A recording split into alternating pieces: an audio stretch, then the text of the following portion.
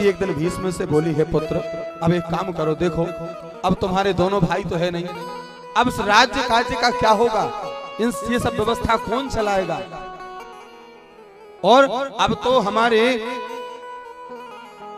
इस वंश की रक्षा भी नहीं हो सकती, वंश यहीं समाप्त हो जाएगा। तो भीष्म कहने लगे, मां मेरे लिए क्या आज्ञा है? बोले एक पहली आज्ञा तो ये तुम इस राज्य काज की सब व्यवस्थाओं को संभालो, और दूसरी आज्ञा मेरी ये, इस वंश को परंपरा को आगे बढ़ाने का प्रयत्न करो। बोले कैसे करूं? बोले एक काम करो, बोले तुम अपनी भ्रातृजाया जो हैं उन्हें स्वीकार करो, और भ्रातृजायाओं को स्वीकार करके ययाति वंश की रक्षा करो, क्योंकि ये ययाति वंश यहाँ नष्ट ना हो पाए। भीष्म ने पुनः हाथ जोड़े और कहा, प्रतिज्ञा में श्रुता माता पितृर्थे या मया कृता, ना हम राज्यम करिष्यामि ना चाहम दार संग्रहम। मां मेरी प्रतिज्ञा पूर्ववत है। क्या प्रतिज्ञा है? बोले ना तो मैं राज्य को ग्रहण करूंगा और ना ही इस वंश को आगे बढ़ा सकता हूं। क्यों? क्योंकि मैं प्रतिज्ञा पहले ही कर चुका हूं। लेकिन आप चिंता ना करें, चिंता ना करें, यह वंश आगे बढ़ेगा। कैसे बढ़ेगा? तो कहने लगे, विचित्रवीर की जो पत्नी है उनके गर्भ से क्षेत्रज पुत्र उत्पन्न कराइए। कैसे? बोले किसी ब्राह्मण को बुला करके और मंत्रों के द्वारा नियोग शक्ति से संतान उत्पन्न कराइए। जब यह बात कही, बोले और जो पुत्र होंगे बोले उन्हीं को राज्य सौंप दीजिए, लेकिन राज्य का संरक्षण मैं पूरी तरह करता रहूंगा, लेकिन राज्य को नहीं स्वीकार करूंगा। भीष्म की बात सुनी माता सत्यवती ने और अपने पुत्र द्वैपायन व्यास मुनि का स्मरण किया। महाराज व्यास मुनि का स्मरण किया। और जिस समय व्यास मुनि को छोड़ा था ना, उस समय व्यास मुनि ने कह दिया था कि माँ जब आप मुझे स्मरण करोगी मैं उसी क्षण जहां बुलाओगी वहां आने के लिए तैयार रहूंगा।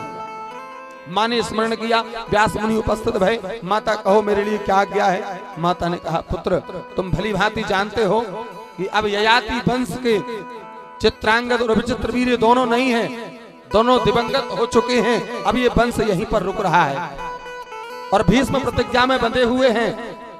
तो यहाँ मेरा तुम्हें आदेश है कि तुम तमुवाच मुनिम माता पुत्रमुत्पादयाधुना क्षेत्रे विचित्रवीर्यस्य सुंदरम तव वीर्यजम।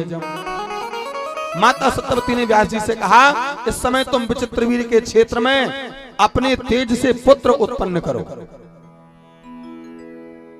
जिससे ययाति वंश आगे बढ़े। व्यास जी माता सत्यवती का आदेश मानकर रुक गए। और जब ऋतु काल से निवृत्त हुई, अंबिका स्नान करके आई।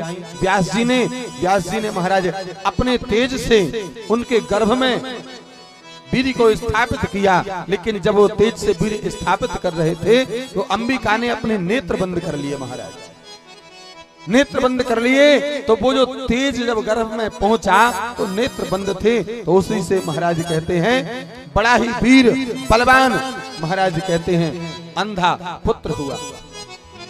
उसके बाद महाराज अंबिका के बाद अंबालिका, व्यास जी ने अंबालिका के क्षेत्र में अपनी तेज शक्ति से वीर्य को स्थापित किया। तो कहते हैं महाराज उनके यहाँ भी महाराज कहते हैं जिस समय वीर्य स्थापित कर रहे थे तो अंबालिका का शरीर जो था वो पीला पड़ गया। अंबालिका का शरीर पीला पड़ गया तो उससे जो पुत्र पैदा हुए महाराज उनको पीलिया रोग हो गया। जब माता ने देखा सत्यवती ने कि ये तो एक पुत्र अंधा हो गया और एक को पीलिया से ग्रस्त हो गया, तो अंबालिका को पुनः व्यास जी के पास जाने के लिए आदेश किया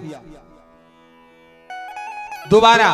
तो अंबालिका खुद नहीं गई, तो अपनी दासी को भेज दिया और दासी को भेजा। सत्यवती माता ने अंबालिका को कहा, अंबालिका ने खुद न जाकर दासी को भेजा। तो दासी प्रसन्न मना गई और व्यास जी को विनय भाव से संतुष्ट किया। और व्यास जी ने अपनी तेज शक्ति से गर्भ में बीज वीर्य स्थापित किया, उससे जो संतान भई, कहते हैं महाराज दासी प्रसन्नता से गई थी तो पुत्र भी उत्तम हुआ।